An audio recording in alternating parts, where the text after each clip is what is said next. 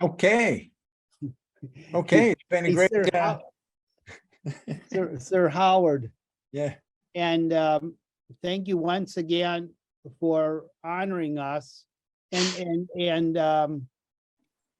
don't sing too hard on your first song, because we'll probably want to ask you for a second because we missed you yesterday. We just feel, but anyhow, you'll tell us what's best. But listen, you lit up the room. I was reading a lot of positive energy off your first song, and I don't know if young Kim's in the audience right now, but I saw him moving to the beat, man. So anyhow, okay, Well, thank you. yeah, that's my favorite for the beat.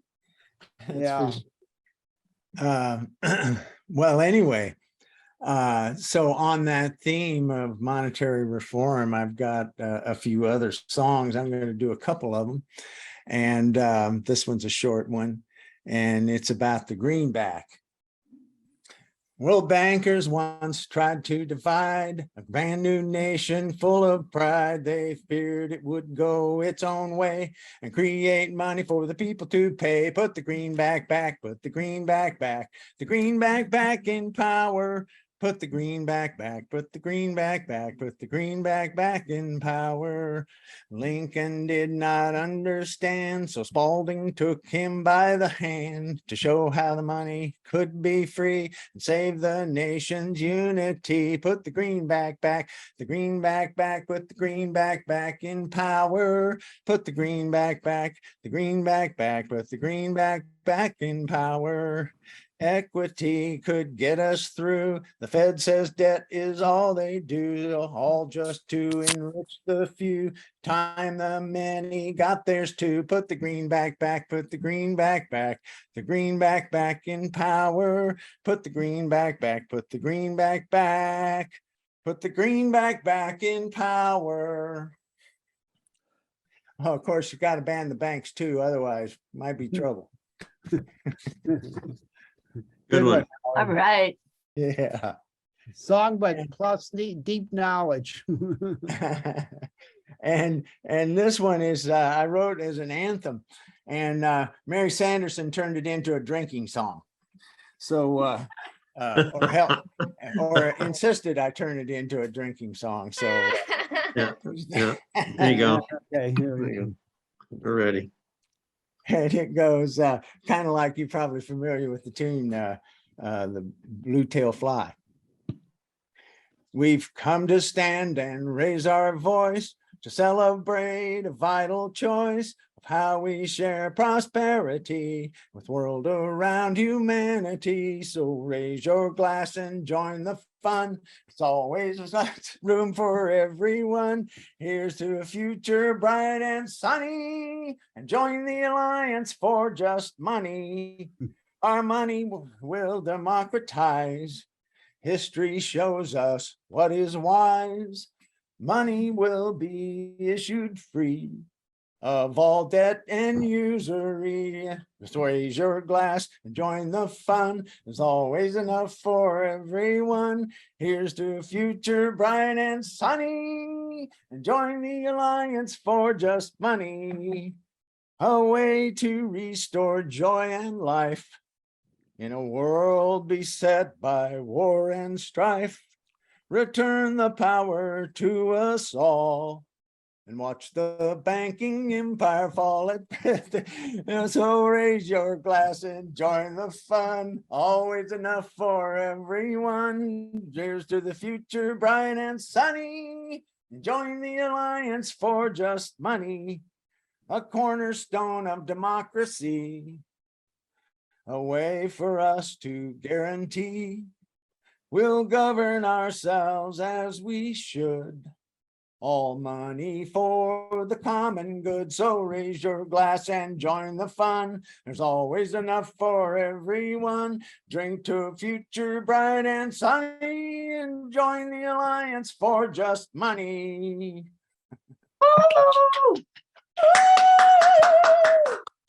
All right, I'm looking forward to doing that sometime in a bar and getting things really going.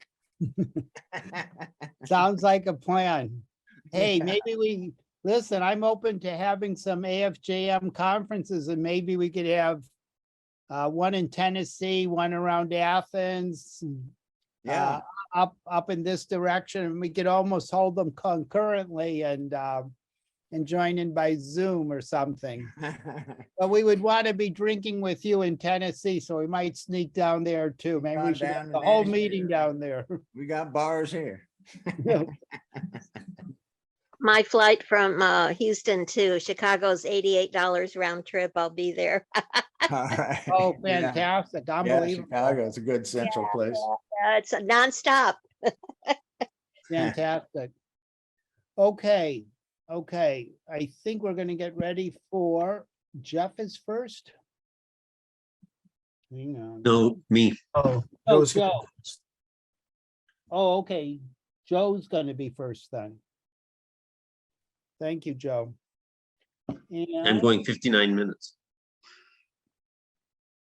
okay. And No, Jeff- no, Joe, no. Hey, Jeff, though you give, I'm gonna ask you if you guys can switch back and forth as maybe Jeff can give Joe's introduction and then vice versa. Well, unless, yeah, that would be best. Okay. Thanks. Okay, to introduce Joe Polito.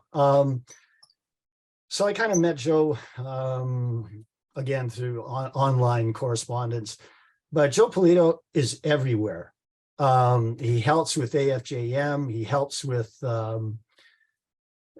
he helps with the Progressive Money Canada. In fact, he sort of spearheaded our proposal that was accepted by the finance committee, the federal finance committee. So we actually submitted a proposal that was accepted. It didn't get any further, but it actually was accepted. And that was largely as a result of Joe's connection and his tireless pursuit of this goal. His energies far exceeds mine, and his enthusiasm far exceeds mine. So I'm going to introduce Joe first, and hopefully he doesn't go too long, because I always tell Joe he kind of talks too long without really getting to the point, but hopefully he keeps it constricted. I'm only going to be about 10 minutes, and it'll be pretty specific. It's going to be how PMC proposal relates to the American system. Joe, have the floor. I'd like to put in though, Joe might need a little extra time because Canadian history is very rich. We know it. So go ahead, Joe. Thank you. Let me introduce Jeff while I'm getting this set up. Jeff was one of many websites I went to as I was trying to learn about just money, and I was bowled over by the way he zeroed in on so many of the key things. For example, in Canada, he zeroed in on Jerry McGeer, who was a politician very much like Wright Patman, and his strategies that he developed on his own were almost identical to Commerce. So and he was willing to talk, and not just email but talk, and I learned a great deal. But the thing that impressed me most is his ability to understand the technical aspects of central banks, what they do, how they do things. He's able to go into their websites and root out all of the really difficult material that's out there, and it was a great experience, and I learned a lot. Okay, before I jump in to our topic, with survey of monetary reform groups, their accomplishments and options for making progress in the future, let me just say that in Canada it's Thanksgiving, and after this great weekend, we have many great presentations this weekend, which we can add to our Thanksgiving blessings. And special thanks to Hobart and Steve for putting this all together.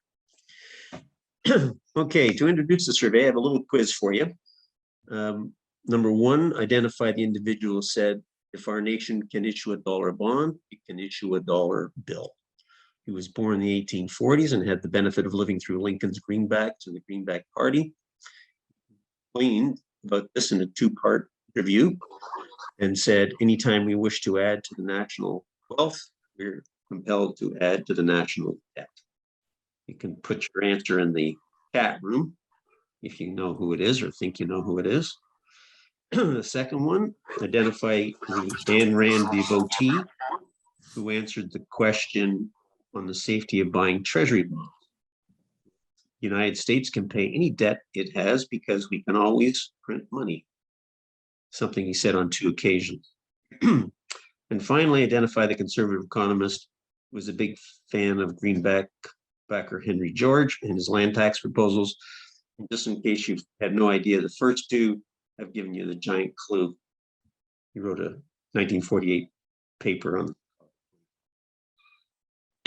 any I can't see the chat room from where I am. Anybody have any attempts at answers in there? Edison, Alexander Del Mar, Greenspan. Okay, those are good guesses. No one had Paul. Well, let me just go through the first one.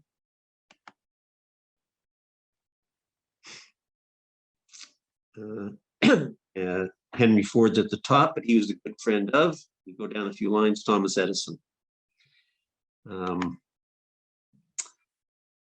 So that whoever said that, they were right.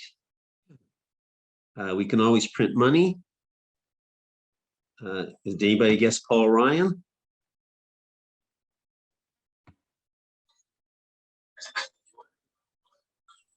No. Yeah, I was gonna go with Lucille too.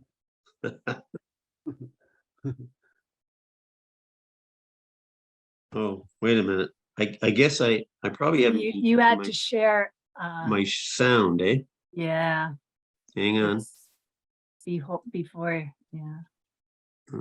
Pause recording, share sound. There it is. Okay. Question is, how do you set up a system which assures that the real assets are created, which those benefits are employed to purchase? So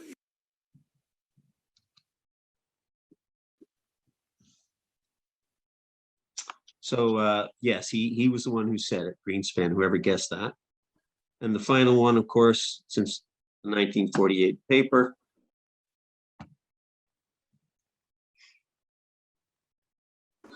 The least bad tax is the property tax on the unimproved value of land, the Henry George argument from many, many years ago. You know why? It's an interesting thing if you're talking about taxes, about why. Now, those 3 individuals have introduced, I think, 3 key elements of the changes we want and the kind of thinking we want. And leading back into the Chicago plan, since that plan, a few enlightened politicians have been seeking monetary reform. One was Wright Patman, and he famously said, I've never yet had anyone who could, through the use of logic and reason, justify the federal government borrowing the use of its own money. And he often had those discussions with Fed Chair Mariner Eccles, who was in favor of a full employment program, who opposed the 1935 rule, which prevented direct purchases of government bonds. And he understood economics and the rentier world of a debt-based money system, and as indicated in his poker analogy. Now, he didn't go far enough, but it's too bad that other Fed chairs didn't follow in his footsteps. The Canadian federal counterpart to him was Jerry McGeer, and he asked the governor of the Bank of Canada in 1939, will you tell me why a government with power to create money should give that power away and then borrow that which Parliament can create itself back at interest to the point of bankruptcy? Both politicians were asking, why do we have a debt-based money system? Why can our government debt be monetized by private profit banks, but not by our central bank? So in my sample of noteworthy organizations, we have to start with the American Monetary Institute and Stephen Zolinga.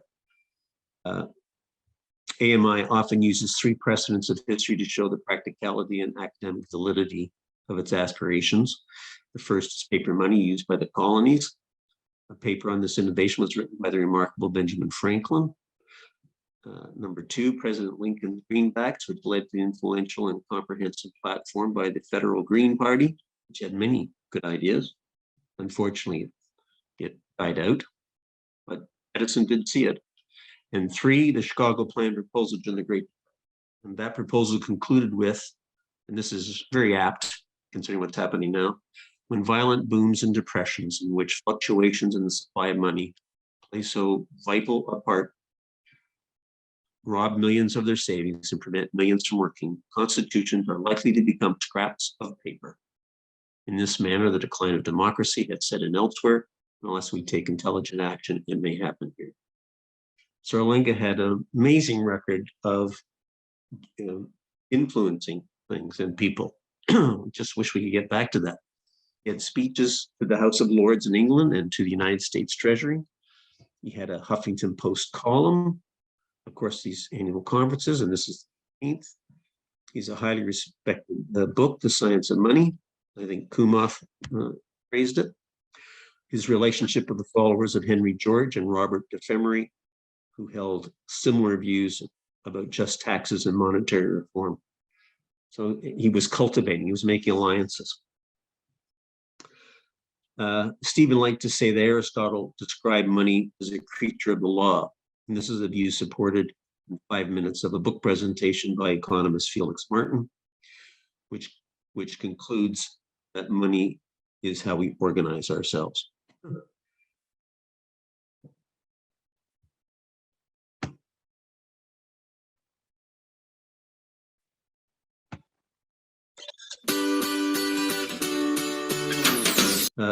If we get enthralled with any of these ads, I'm not going to finish them.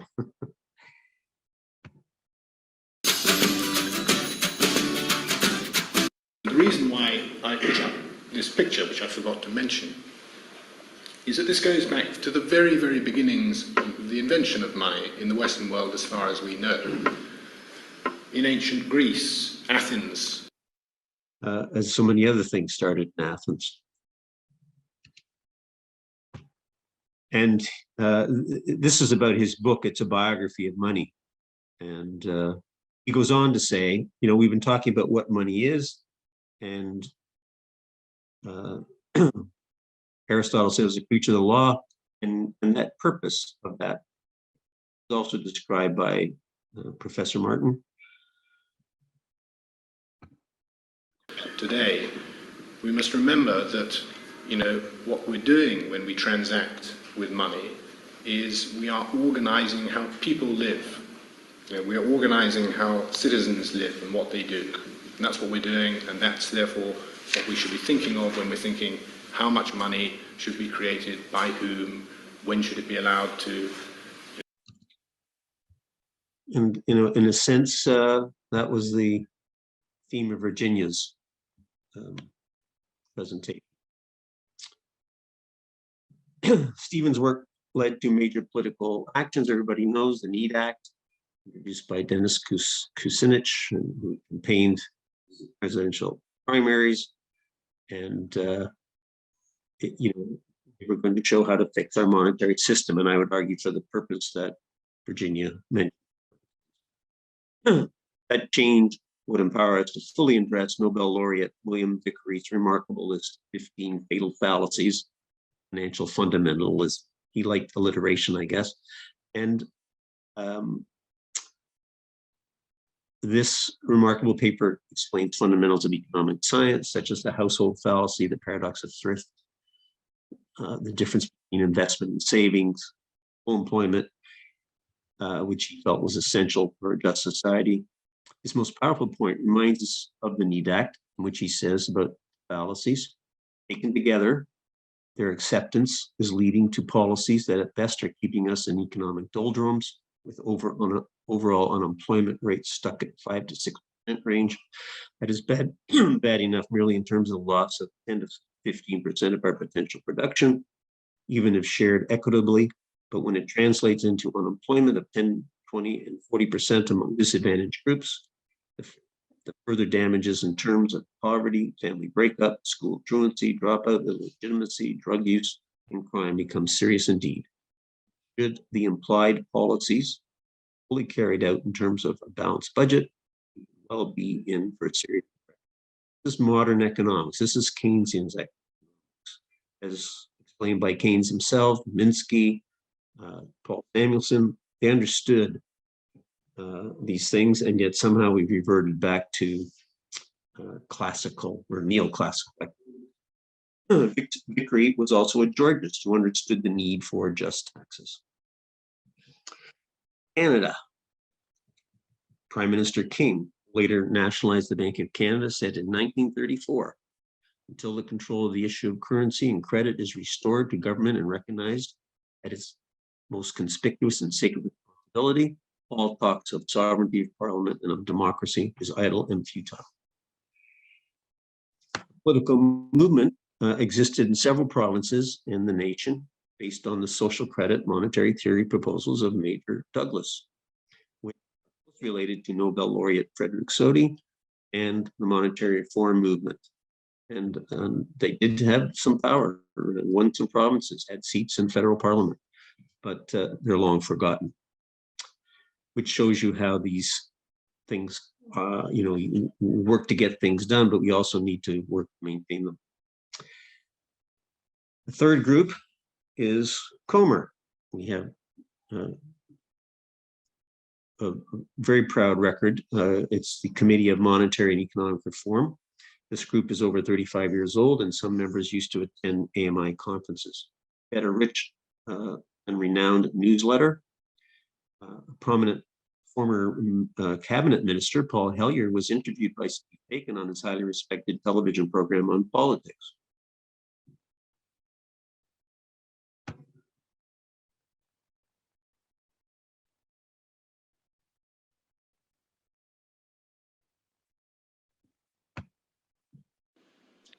And we are happy to welcome to our studios Paul Hellyer, the author most recently of A Miracle in Waiting, Economics That Makes Sense. It's only his 13th book, and we're happy to welcome you here to TVO. Thank you very much. I'm delighted to be.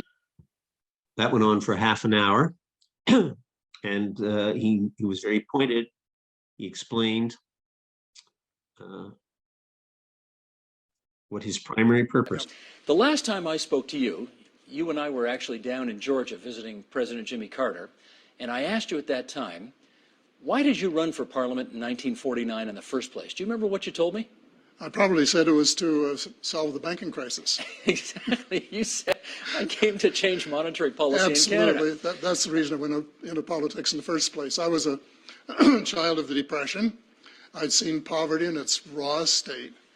And so I asked my economics professors if recessions and depressions were necessary. And in effect,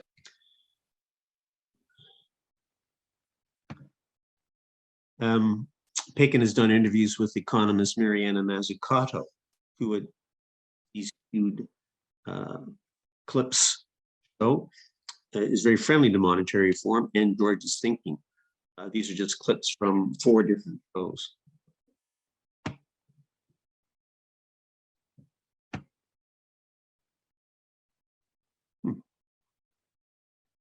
Of the state in the economy, the first thing is we have to remember the state is not a family. A family does have to live within its means. Through public policy, both monetary and fiscal policy, the state can, create growth. You can actually affect your own budget, both through money creation, but also obviously through fiscal spending and the multiplier, so the spending round.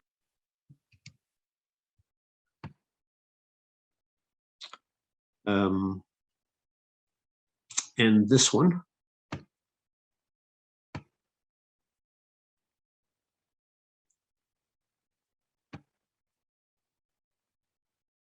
Do and what we don't apparently have money for.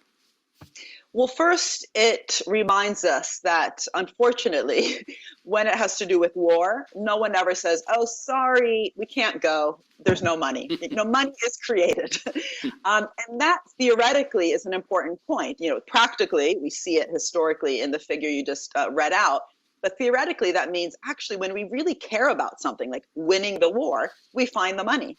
So the lesson is, oh, does that mean we actually don't care about all these other things that we haven't found the money? For example, really strengthening our welfare states, whether it's public transport, public education, one of the great levelers when it works well, public health, had this globally, if you think about it on public health, had this crisis begun in Africa, where many African countries have really weak health systems, we would all globally be worse off. And again, I really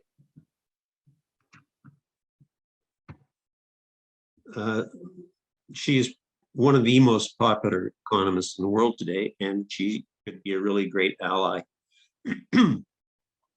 Several members of Comer have published elsewhere as a major think tank and journalist programs like Rabble. And the final Canadian piece of the puzzle is Progressive Money Canada. And we're going to see Jeff in a few minutes add to the story. Switzerland, another major political effort, was accomplished by the MMA, which organized the Swiss referendum. And I think it's particular to note that he, in hindsight, felt that they could have had an interim step. I personally think what the Bank of Canada has done to, just buy public debt, and and also I didn't know that they also buy public debt from lower levels like municipalities and provinces, and I think this is something.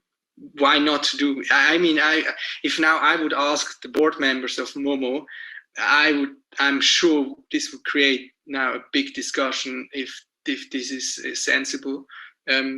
So here I can just say or speak for me, myself. I think this would be an interesting intermediary step, because I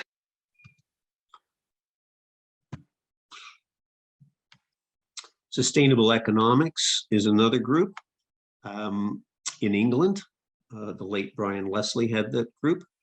And a particular note is in his newsletter, he used some of Comer's materials, including this one, The Tollgate Economy. And the author was a Canadian economist who combined monetary reform and Henry George. And he said,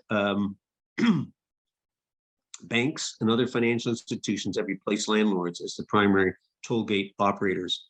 And of course, land is still a huge problem in housing, but the banks are a part of that process now. And, we have to be aware, that's part of our role. We are also addressing their rentier nature, right? They are transferring wealth to the rich. He also informed readers of the UK version of Lincoln's unbacked Greenback and the Bradbury. I have a link here to a book by Professor Roberts. It's a summary of the book by him. And it recounts the effective steps UK took in coping with both the crisis of financing World War I and the earlier 1914 financial crisis, of the Great Recession. And if the US had copied that 15 years later, they probably could have, the Great Depression would have been far less great. They really knew what they were doing, including making the Bradbury was like, there's and by the way, any of these links, I have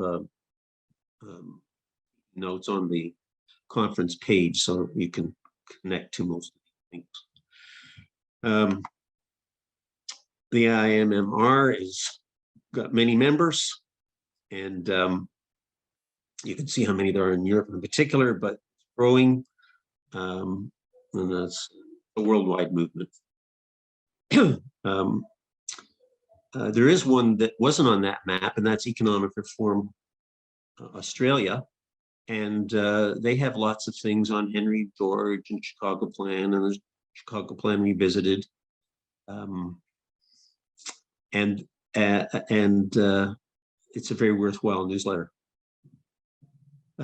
Legal scholars like Christine Desson, whom we had the privilege of having, and Robert Sockett and Saul Omarova are expanding our understanding of money. And this is a new avenue for us, right? it's relatively new at least, and they're attacking the problem from the legal perspective, and they're getting attention. And I think they're involved somewhat with the CBDC situation, and whether in favor of it or not, it has led to some examination of the money system.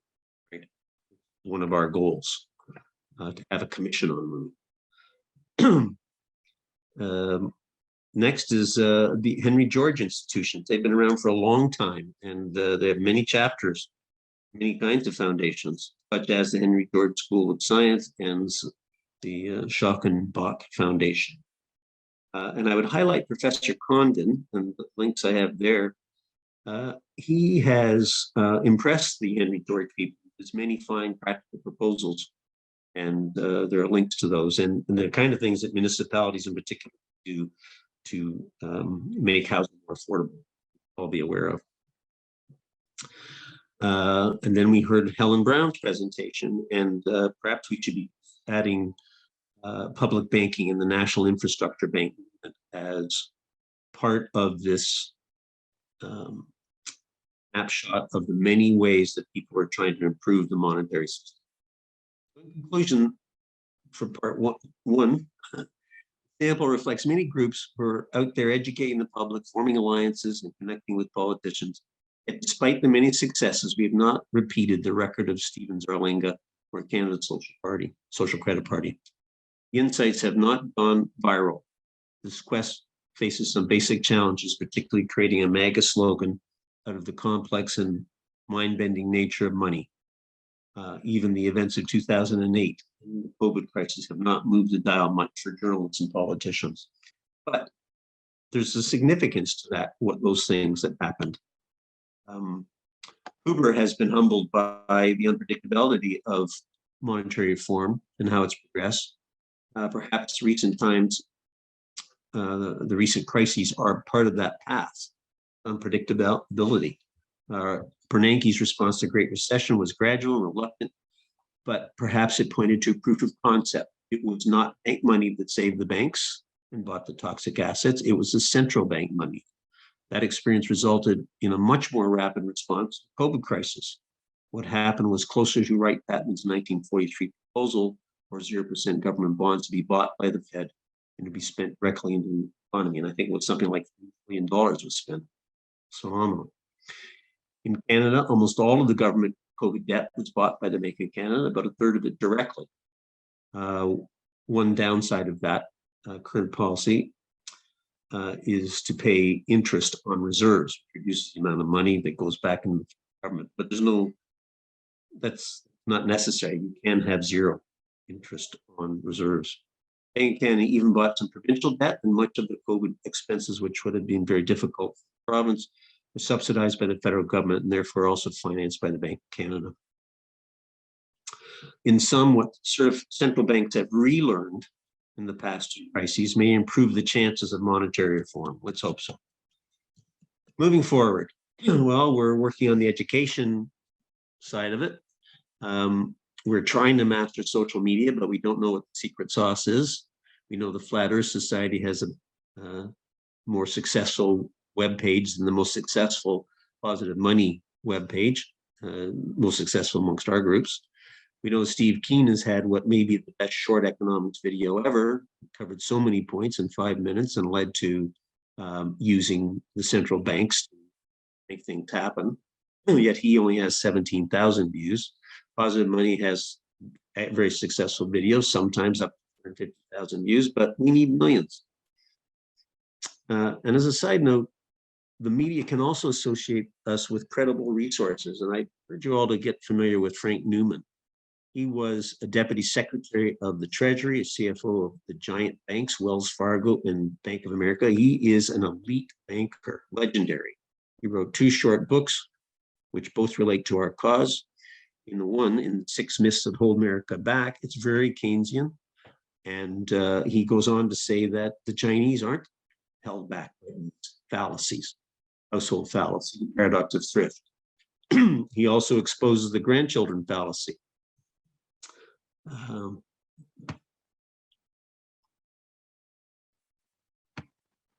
On every vacation at a verbal home, there's someone like you who reunited the family to make.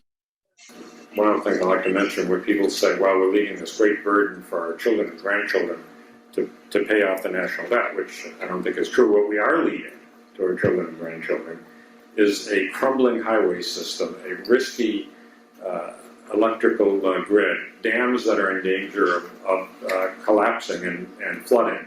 A whole bunch of poor infrastructure is an awfully bad gift to our children and grandchildren.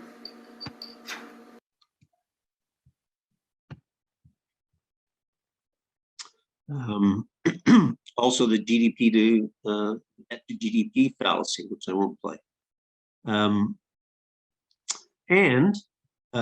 Although he's pretty conventional, but very Minsky, Keynesian, Paul Samuelson kind of conventional. He's progressive, obviously. When asked about creating money, he concluded.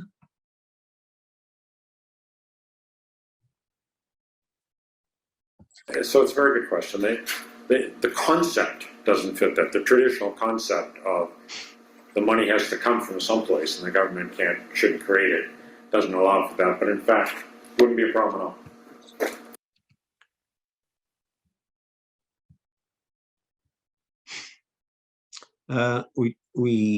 The third way of moving forward is connecting with politicians, and what Jeff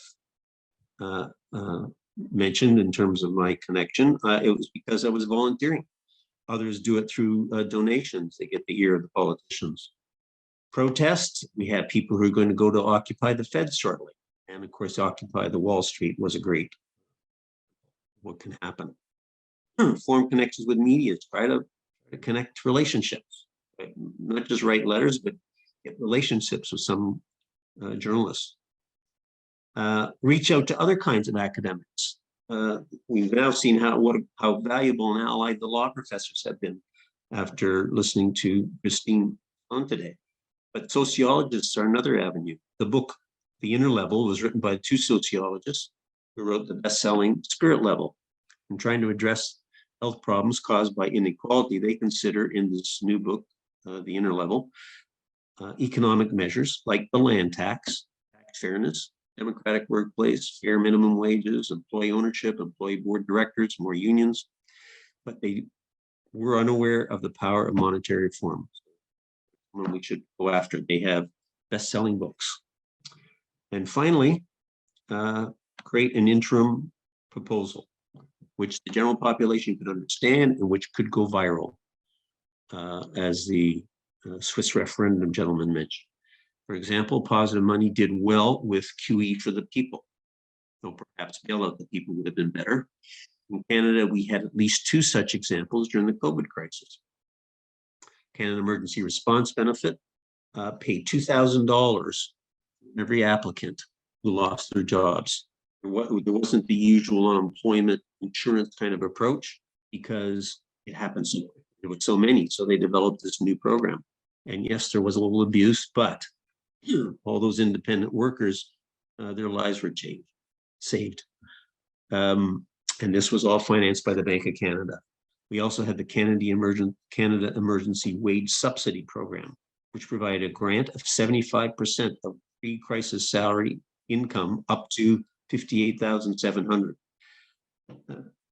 These companies obviously laid people off, they cut them down, but they did it by job sharing, and they preserved all their employees so that when things started to come back up, they had immediate access to all those employees. Hours a week. Or we could create a very simple paradigm that politicians could follow and explain to the people. The question is, what should that interim proposal look like? Jeff has what I think is the best way to get our nose in the tent. Jeff will now explain his transition proposal. Jeff, take it away. Thanks, Joe. Very comprehensive. Again, Joe's knowledge to the history and his continued research in it is pretty amazing. So I'm going to start with sharing the screen. Okay, you can see the Welcome to Progressive Money Canada banner. Yes. Okay. All right. Progressive Money Canada has proposed a first step in moving away from a debt-based money system. We could do this by empowering the Bank of Canada to create money debt-free for the public good. So, how do we do this?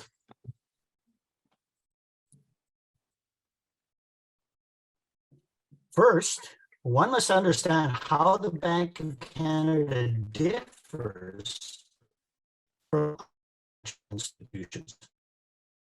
The Bank of Canada does not hold retained earnings and is not designed to make a profit. So it acts as the federal government's bank as well as for the commercial banking sector in its role as lender of last resort.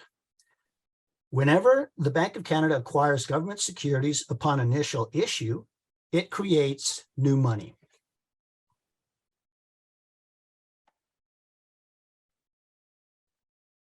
I just got a question. How do I get rid of the top part thing where it has chat, participants, remote control?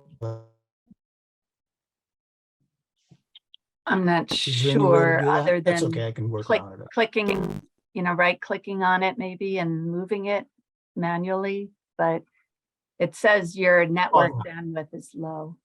Okay, I think I got it. Okay, so the following example is of the Bank of Canada creating money using data from the Government of Canada, dated December 20th, 2020. The number in bold, 0177, is the financial institution number that represents the Bank of Canada. MB in bold represents the type of transaction, a federal government marketable bond, and the dollar amount of $4.9 billion is entered into the CRF as an inflow. The Consolidated Revenue Fund is the government's account held at the Bank of Canada. It is also known as the Receiver General's account, and all money flowing in and out of the federal government goes through this account.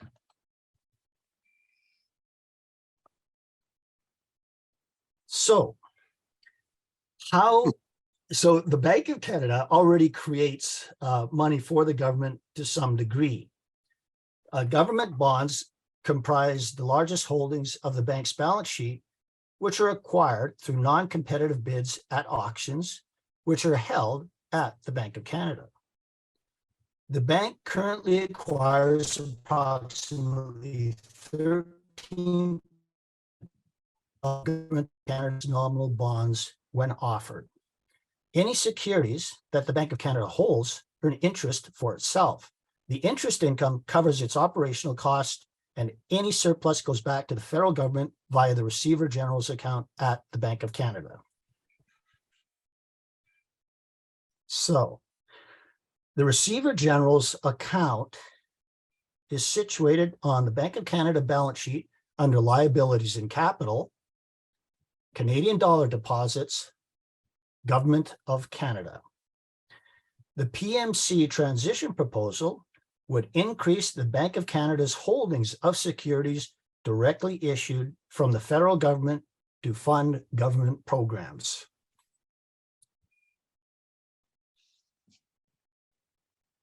More specific, we could start with major transfers to other levels of government, which is mainly, okay,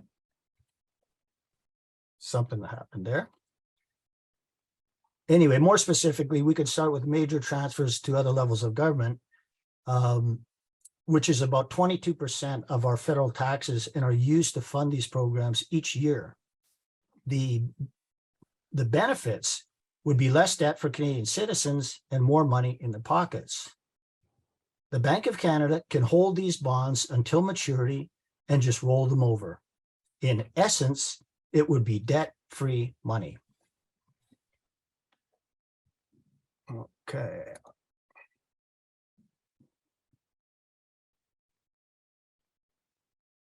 Transfer. Mental health Okay, so how does this relate to the American system? If the Federal Reserve Act, Section 14(2)B, was rewritten to allow the Federal Reserve to directly purchase securities from the federal government, the US could employ a transition plan like the PMC proposal, and there is precedent for it. Until 1935, the Federal Reserve banks from time to time purchased short-term securities directly from the United States Treasury. The authority to undertake such purchases provided a robust safety net that ensured the Treasury could meet its obligations even in the event of an unforeseen depletion of its cash balances. Congress prohibited direct purchases in 1935, but subsequently provided a limited wartime exemption in 1942. The exemption was renewed from time to time following the conclusion of the war, ultimately was allowed to expire in 1981. Section 14(b) has been amended almost 30 times between then and now. I'm just going to scroll down to that. So if you look to the center of your screen, you can see the number of amendments that have occurred over that time period. And there's nothing to say that it couldn't be changed again. In our banking and financial system, laws, acts, and statutes are always changing. Let's make a change that benefits the majority of us rather than the money creation for the public good. And that concludes my presentation. So I'm open to any questions you guys have, and I'll stop the share.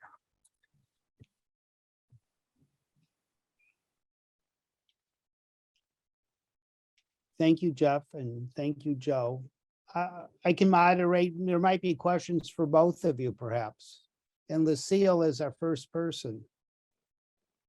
Very quickly, transition to what, Jeff? To a sovereign money system. Yeah, but you didn't, how does what you propose transition us to a sovereign money system? Well, what it does is it gets used to people realizing that the government could create money debt-free. So this first step would be, okay, put into place, so we're going to cover medical costs, which is about 22% of the federal taxes. And you run that over a period of 2 years and it doesn't affect inflation. There's no other problems that are seen. So, okay, let's go to step 2. Let's expand it. Let's now move it to education. So, and then you just go to anything that is in the interest of the public good. That's what the transition is. Mm-hmm. Okay, thank you.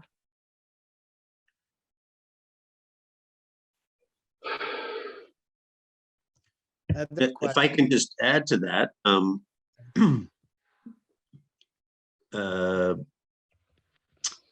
we had proof of concept.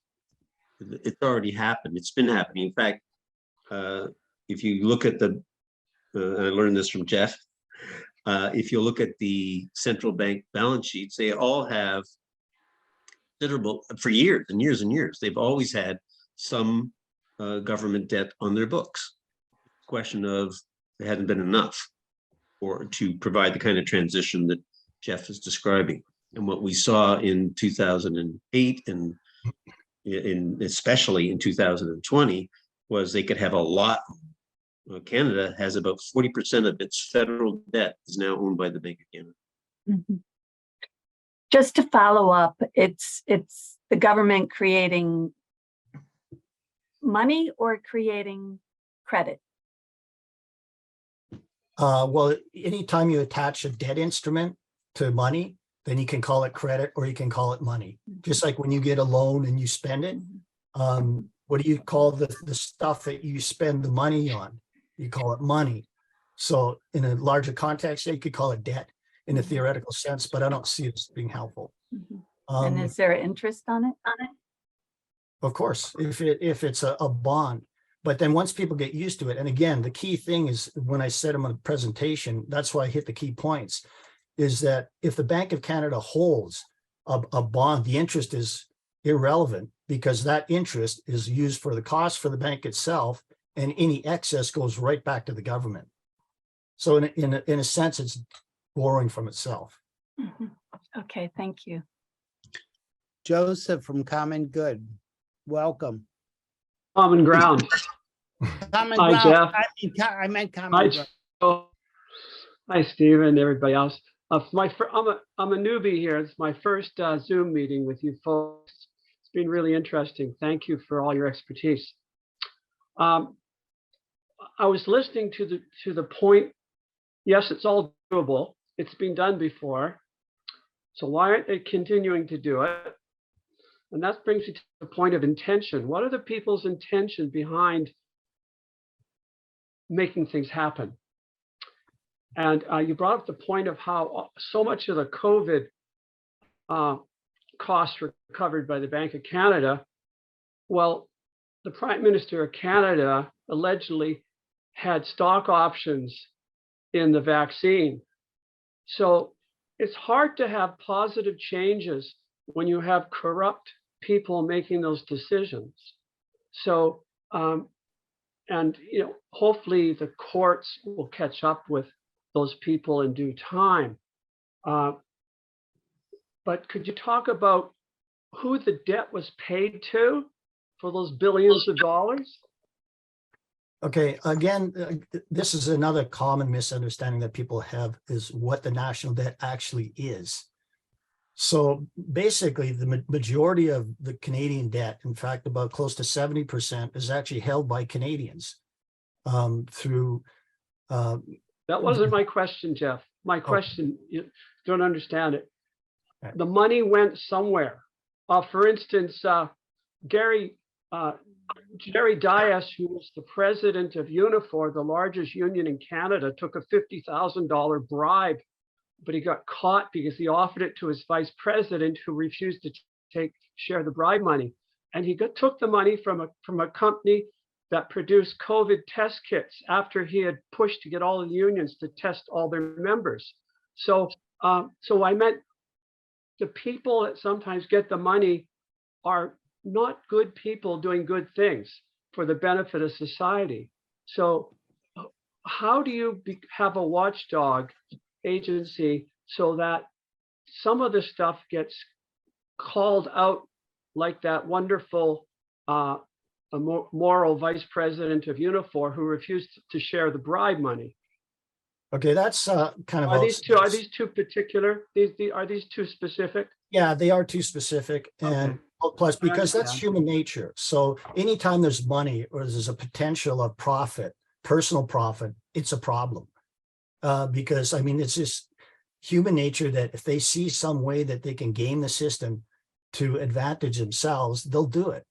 And that means that we have to have complete transparency and as we move forward as monetary reformers too, we have to be completely clear on what we do, and everything I have to be overseen. Joe has to be overseen. Everybody has to be overseen. It has to be completely transparent, and that's very difficult to do. Given all the question of trust is really important, because trust is built upon transparency and truth. You are correct, and sir. George Carlin said there's too much bullshit. It's not good for anybody. You're absolutely correct. So we don't have enough transparency in the system.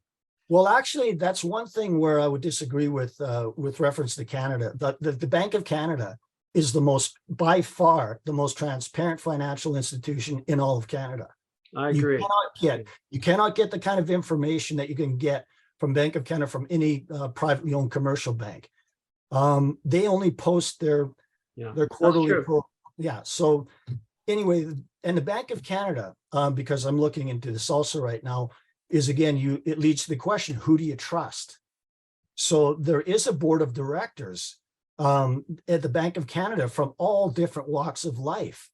So they're like, each one represents like the province or a territory.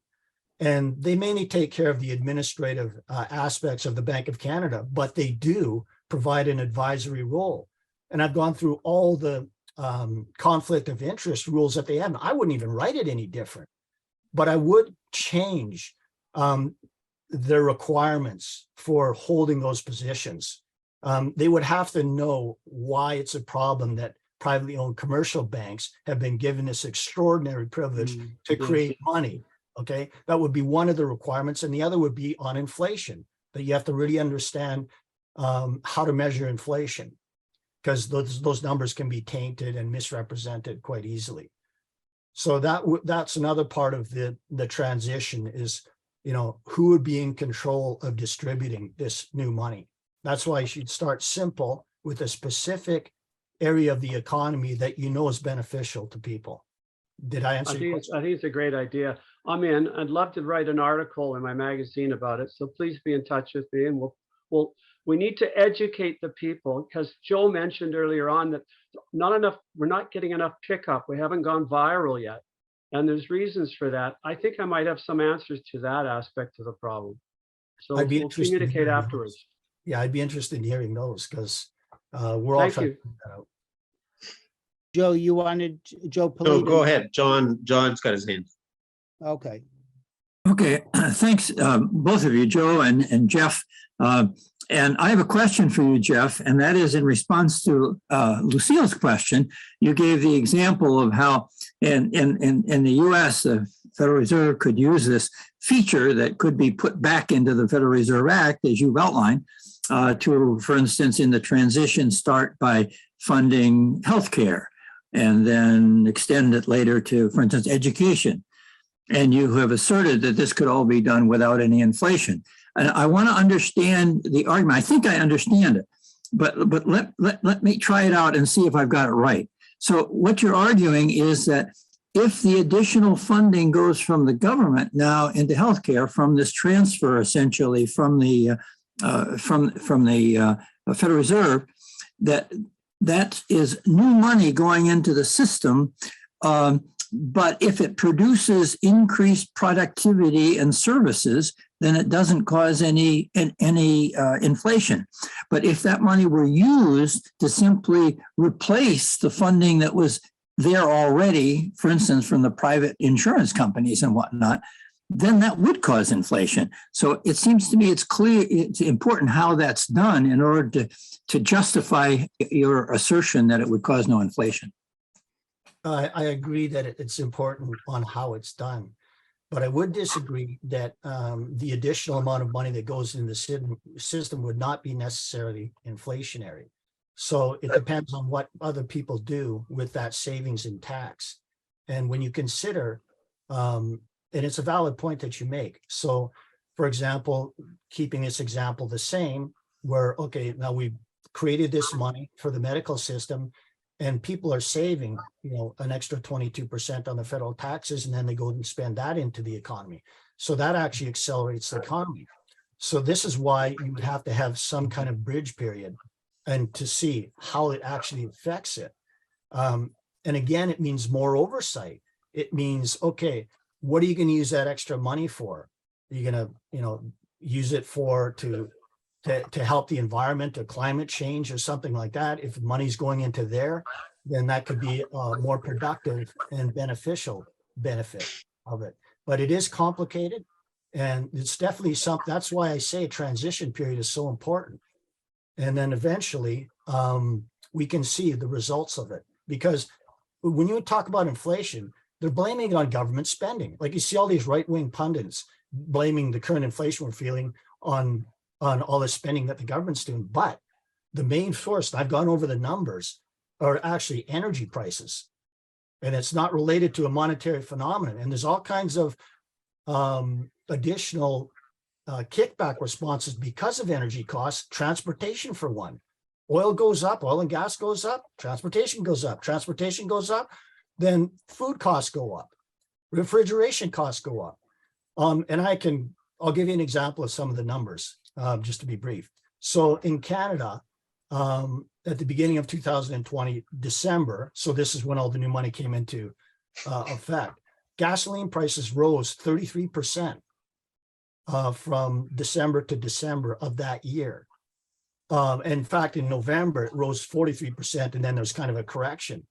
But it looks like evidence shows, and I'm not a conspiracy guy, but evidence shows that the oil companies actually use this as a buffer to raise oil prices unnecessarily because they knew that everybody falls for this government spending creates inflation. And they used it as a cover to raise prices even more. But I'm not going to go into that. But the numbers say it all. Now, when you compare those numbers to other inflationary numbers just went up almost normally, except those that were connected to the rise in gas prices. So how can you say that it's a monetary phenomenon when this one sector, which drives the economy, rises to the percentage it did, and you compare it to the others are just creeping up? So yeah, that's my point. I think you're right. And because, as you point out, inflation has a lot of complex factors involved, and it has to do with companies setting prices. That's what sets inflation. And so the amount that you would be putting in and your figures, I really appreciate your figures, that it might have in principle an inflationary effect. It will be very modest, and it will be doing good things for the people. Exactly. And again, Ellen Brown, I saw her talk, and she talked about cost push and demand pull. And another thing that they don't talk about in macroeconomics course, and I have a whole page that sort of criticizes macroeconomic text. But what it doesn't say, let me see if I lost my thought here. I did lose my thought. You Remind would me what I'm talking about. I have talking about push pull and push pull economics. Yeah, push pull. So the cost push part of it is also simple greed, as evidenced by gas prices. Okay, and I mean that's always a factor and it's not because corporations or companies are evil. That's what they are taught, and that's what you do. If you have a company, what do you want to do? You want to maximize your profit. So anytime you can raise the prices and you think you're not going to lose volume, you do it. So that's another thing that's not taught, and Ellen Brown didn't talk about that either. She just said the kind of textbook cost push demand pull thing, but that's a critical factor, and that's mainly what drove the inflation. And of course, there was other things like supply chain disruptions too. So, yeah. Lucille had a great question about your 22% tax cut. And the first time I saw Jeff's video a couple years ago, 3 years ago, I contacted him and asked him the same question. And he had a really good answer. I hope he remembers it. But it was a surprise to have a 22% tax cut. I can't remember. What are you talking about, Joe? Your transition video refers to a 22% tax cut. Yeah. How does that occur, and what were the advantages of it? Yeah, so I've already gone. You want me to repeat the advantages of it, or? Well, how about we have not too much time, and I want to give Joe Polito a historical question, because Desan was appreciative when she got a historical question, and I would like to hear Joe. He mentioned all of those great monetary reformers, but what about Abram, Hodson, and Krem? Can you just put those names in Canadian context for the wider audience? Yes. Steve's talking about some of the founders of Comer. And Hodson, for example, was an enemy of the banks and 100% money kind of guy. He reviewed Ronnie Phillips' book. If you look at his anniversary issue of his book, Hodson's review of the book is in there. And he was, I think, brilliant. He wrote a column called Understanding Money one time, which just summarized everything about banking, and a marvelous individual. William Krem lived to be 105 or 106 and was writing, I think, right up to the day he died. He was the primary editor of the Comer newsletter, and he had a tremendous understanding of money and the history of money. And the third person you mentioned was George Abrams. Yes. Abrams. Yes, he also did he was very good at creating very simple narratives about government debt and how things had changed. He's on YouTube, and he did an excellent job. He was another excellent contributor. I mentioned Keith Wild. Herb Wiseman, who's has come to some of our AMI events. He was a member of Comer. And there are many others, very, very fine people. Paul Hellyer was a member, I did a video of, and they basically, their message was deaths. The Bank of Canada should be funding government shortfalls and projects like Omarova, infrastructure projects and so forth. Can I? Yeah, one thing, last word, Jeff, and then we're going to transition to Nick Egnatz. Okay. Yeah, with reference to how we go forward, again, we have to be credible because our numbers are so small. With reference to Paul Hellyer, I did have a brief conversation with Paul Hellyer. And I kind of warned because he was one of the founders of the Canadian Action Party. And he sort of got into the alien thing. And he just sort of disappeared after that. So we don't want to go into areas that we can't back up with data or something that's solid. As soon as we get into conspiracy theories, things like that, then I don't know, it doesn't make us credible. So Paul Hellyer, and he had momentum too, until he started talking about aliens. And the Canadian Action Party fell apart and they had thousands of members. And just that sort of one act, it just sort of slid away. A warning. Yeah, good point. Good point, Jeff. Thank you very much. No, I don't need to say more. Hobart has a good nose for conspiracy, and he and I work out a bunch of things, and Joe Polito here is good on that one too. So thank you.